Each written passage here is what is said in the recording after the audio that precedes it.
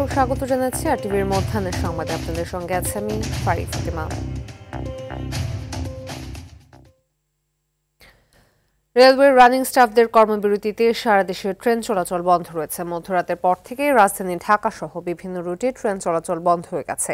এতে ভোগান্তিতে পড়েছেন যাত্রীরা। মূল বেতনের সঙ্গে রানিং অ্যালাউন্স যোগ করে পেনশন এবং আনুতোষিক সুবিধা দেওয়ার দাবিতে দীর্ঘদিন ধরে আন্দোলন করছেন রানিং স্টাফরা। গত বুধবার চট্টগ্রামে পুরনো রেল স্টেশনের সংবাদ সম্মেলন করে ২৭ জানুয়ারির মধ্যে দাবি মানার শর্ত দেয় রেলওয়ে রানিং স্টাফ ও শ্রমিক কর্মচারী ইউনিয়ন। অন্যথায় আজ থেকে রেল চলাচল বন্ধ করে দেওয়ার ঘোষণা দেয় তারা।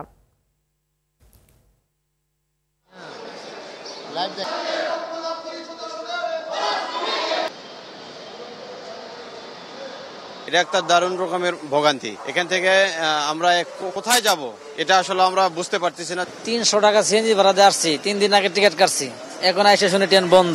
এই যে ভোগান্তি, মানুষের প্রতি যে দায়বদ্ধতার যে একটা জায়গা কারোর মধ্যে আমরা দেখতে পাচ্ছি না। আমরা আমাদের ১৬০ বছর ধরে যে সুযোগ সুবিধা পেয়ে আসতেছি সেটাই আমরা চাচ্ছি। আমরা নতুন কোনো কিছু চাচ্ছি না। আমাদের যে খর্ব করা হয়েছে যে আমাদের অধিকার ফিরে দিবে, তবে থেকে আমরা এখন যদি বলে এখন থেকে আমাদের কর্ম শুরু হবে। দর্শক, এই মুহূর্তে কমলাপুর রেল স্টেশনে রয়েছেন সহকর্মী বিপুল দেবরায় এবং রাজশাহীতে মোস্তাফিজ রকির সরাসরি যুক্ত হচ্ছি তাদের সাথে। বিপুল, দাবির বিষয়ে রানিং স্টাফরা কি বলছেন, আর সেই সাথে জানাবেন যে যাত্রীর ভোগান্তির চিত্র কি?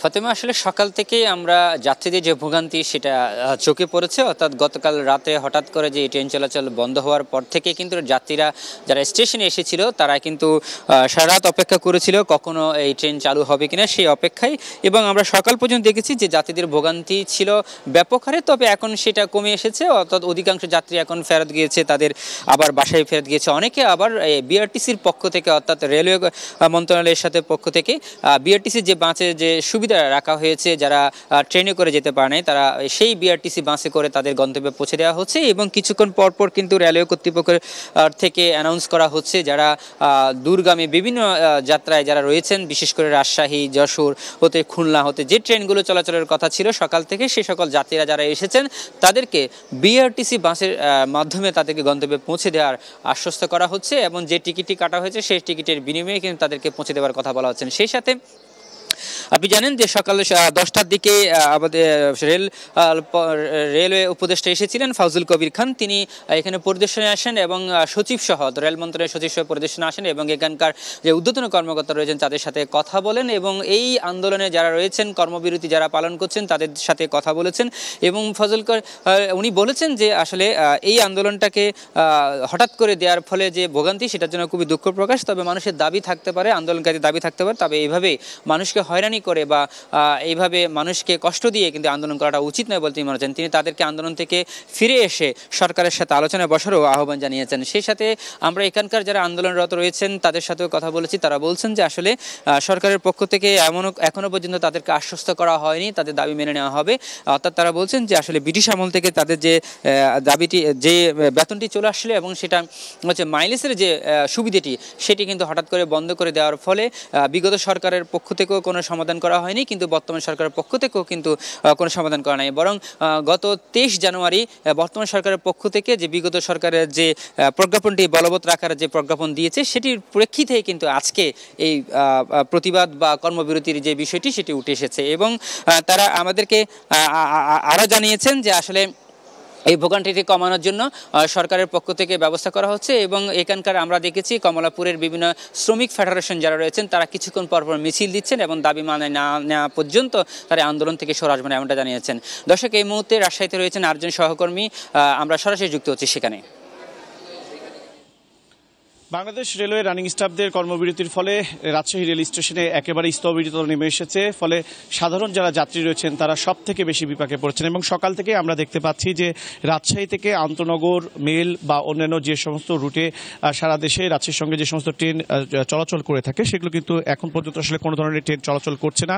ফলে যাত্রীরা অনেকে এসেছেন যারা জানতেন না যে আজকে আসলে রানিং স্টাফদের যে ধর্মঘট সেটি চলছে। এর ফলে অনেকেই টিকিট নিয়ে এসেছিলেন, ফলে গন্তব্যে যেতে পারেননি। পারেননি এবং অনেকে টিকিট কাটতে এসেও কিন্তু আসলে টিকিট কাটতে পারেননি। ফলে আমরা দেখেছিলাম যে সকালের দিকে অনেকে বিক্ষুব্ধ হয়ে উঠে এবং যারা টিকিট প্রত্যাশী ছিল বা যারা বিভিন্ন গন্তব্যে যাওয়ার প্রত্যাশী ছিল তারা এক পর্যায়ে বিক্ষুব্ধ হয়ে রাজশাহী রেল স্টেশনের যে বেশ কয়েকটি কক্ষ ছিল সেটি কিন্তু আসলে তারা ভাঙচুর চালিয়েছে। এর পরবর্তীতে আমরা দেখেছিলাম যে সেনাবাহিনী সহ আরএনবি পুলিশ, পাশাপাশি জিআরপি পুলিশ তারা কিন্তু এই রাজশাহী রেল স্টেশনে আসে এবং রেল স্টেশনে আসার পরপরই কিন্তু পরিস্থিতি নিয়ন্ত্রণে নিয়ে আসে। এখন যদি কথা বলি তো আইন শৃঙ্খলা রক্ষাকারী বাহিনীর যারা সদস্যরা রয়েছেন তারা এই বাড়তি কিন্তু নিরাপত্তা ব্যবস্থা জোরদার করা হয়েছে রাজশাহী রেল স্টেশনকে ঘিরে।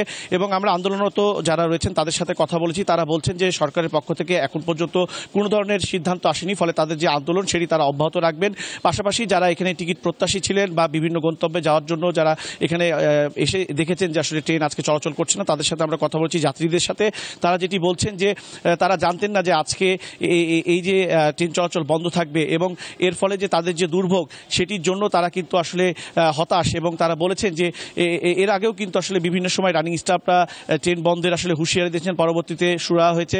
এবং আজকে যেহেতু তারা দেখেছেন যে আজকে পরিস্থিতি একেবারেই যেহেতু ভিন্ন এবং সাধারণ মানুষ বিশেষ করে যারা যাত্রী রয়েছেন, বিশেষ করে বয়োজ্যেষ্ঠ যারা রয়েছেন, তারা সব থেকে বেশি আসলে বিপাকে পড়েছেন। তবে আমরা রেল কর্তৃপক্ষের সঙ্গে কথা বলার চেষ্টা করি, তারা বলছেন যে দ্রুত সমস্যা সমাধানে তারা আসলে কাজ করে যাচ্ছেন। তো ফাতেমা, এই ছিল আমার কাছে রাজশাহী থেকে সর্বশেষ পরিস্থিতি। আপনাদের দুইজনকে ধন্যবাদ।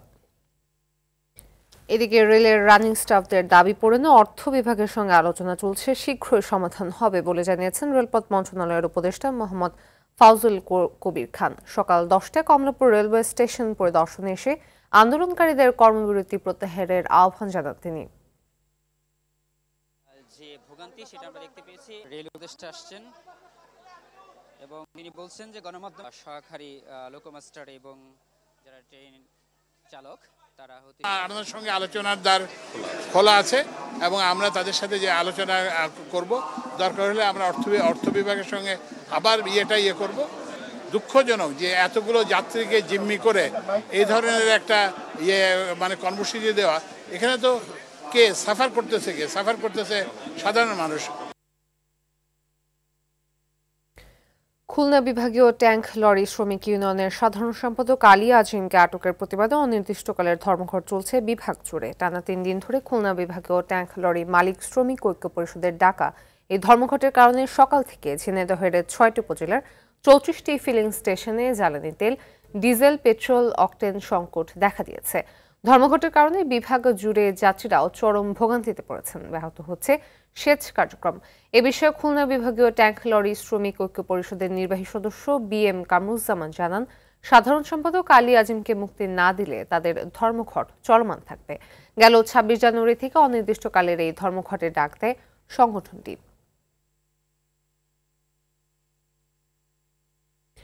দর্শক, এই বিষয়ে আরো জানাতে ঝিনাইদহ থেকে আমাদের সঙ্গে সরাসরি যুক্ত হচ্ছেন সহকর্মী শিপ্লু জামান। শিপ্লু, ধর্মঘটের বিষয়ে সর্বশেষ কি তথ্য আছে আপনার কাছে, আমাদের জানাবেন।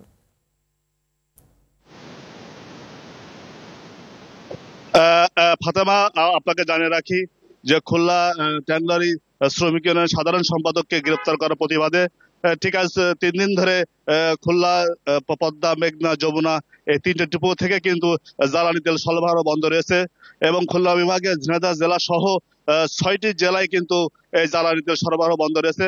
আমি সকাল থেকে বেশ কয়েকটি পেট্রোল পাম্পে ঘুরে দেখেছি এবং এজেন্টদের কাছে গিয়ে দেখেছি যে তাদের পেট্রোল পাম্পে তেল সংকট হয়ে পড়েছেন এবং তাদের অধিকাংশ পেট্রোল পাম্প ড্রাই হয়ে গেছে, তেল নেই।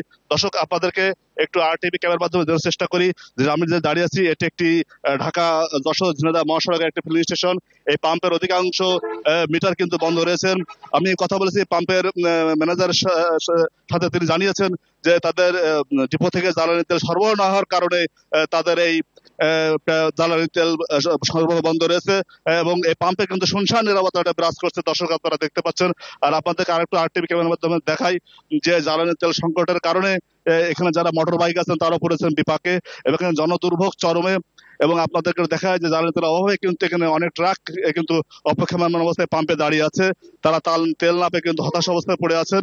তবে আমি কথা বলেছি ঝিনাইদহ পেট্রোল পাম্প অনেক মালিকদের সাথে তারা বলেছেন তাদের এই জ্বালানি তেল সরবরাহ বন্ধ থাকলে তাদের যে এরই বড় মৌসুম ধান চলছে সেটা সমস্যার সম্মুখীন হবে এবং এরা পেট্রোল পাম্প মালিক এবং এজেন্টরা দ্রুত এটা সমস্যার সমাধান চেয়েছেন সরকারের নিকট। এই ছিল আমার কাছে ঝিনাইদহ থেকে পেট্রোল পাম্প ফিলিং স্টেশন ধর্মঘটের সর্বশেষ সংবাদ। ফাতেমা। ধন্যবাদ। ঢাকা বিশ্ববিদ্যালয়ের উপাচার্য অধ্যাপক ডক্টর মামুন আহমেদ ও নিউ মার্কেট থানার ওসিকে পদত্যাগে 24 ঘন্টার সময় বেঁধে দিয়েছে অধিভুক্ত 7 কলেজের শিক্ষার্থীরা। সোমবার বিকেলে এক সংবাদ সম্মেলনে নতুন কর্মসূচি ঘোষণা করেন তারা। যদি 24 ঘন্টার মধ্যে নিউ মার্কেট থানার ওসি প্রত্যাহার সহ ভিসি পদত্যাগ না করে তাহলে নিউ মার্কেট থানা ঘেরাও করার পাশাপাশি অনির্দিষ্টকালের জন্য অধিভুক্ত 7 কলেজের সামনে দিয়ে ঢাকা বিশ্ববিদ্যালয়ের গাড়ি চলাচল করতে দেওয়া হবে না বলেও জানান তারা।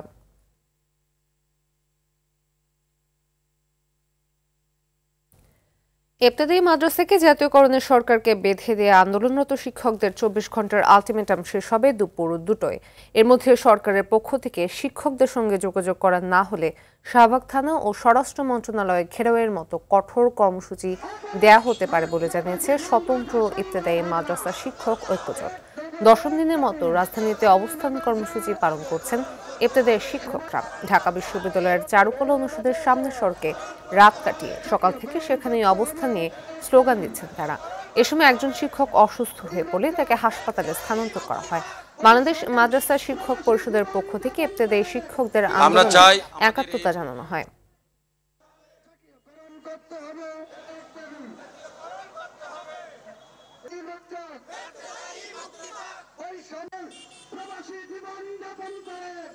আমরা চাই আমাদের এই স্বতন্ত্র ইবতেদায়ী মাদ্রাসাগুলো সরকারিকরণ আওতায় আনা হোক। প্রেস ক্লাবের থেকে এখানে আসছি। এখানে আসার পরে পুলিশে আমাদের হামলা করছে। হামলার পরে আমরা এখানে এখন বর্তমান 3 দিন ধরে এখানে অবস্থান করতেছি। দুইটার মধ্যেই সরকারের পক্ষ থেকে প্রতিনিধি এসে তাদের দাবি, আমাদের শিক্ষকদের দাবি মেনে নেওয়ার জন্য আমি সবাই অনুরোধ জানাচ্ছি। দুটার মধ্যে যদি সরকার পক্ষ থেকে মেসেজ না পাই তাহলে দুটার পরেই আমাদের আন্দোলন বাস্তবিক সদস্য সচিব যিনি আছেন উনি পরবর্তী কর্মসূচি ঘোষণা দেবেন। দর্শক, চারুকলা অনুষদের সামনে থেকে আমাদের সঙ্গে সরাসরি যোগ দিচ্ছেন সহকর্মী অরণ্য গফুর। অরণ্য, খোলা আকাশের নিচে রাত কাটানো ইবতেদায়ী মাদ্রাসা শিক্ষকদের আন্দোলনের নতুন কি তথ্য আছে আপনার কাছে, আমাদের জানাবেন।